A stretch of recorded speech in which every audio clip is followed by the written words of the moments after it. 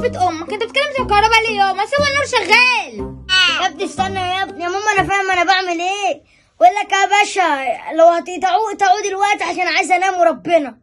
الله يخرب بيت امك يا ابني، الواحد مستعد الجو حر.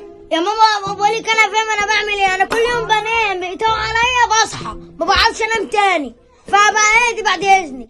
يلا يا باشا اقطع يا باشا انجزوا. شوف ابن الجزمه يا ده في اليد ما تخليهمش يقطعوه. بقول لك يا عمنا انت لو تقطعوا ولا ايه يا عم؟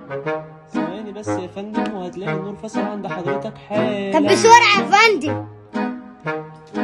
ايه يا عم ده؟ ايوه تمام كده يا فندم. اه يا باشا تمام.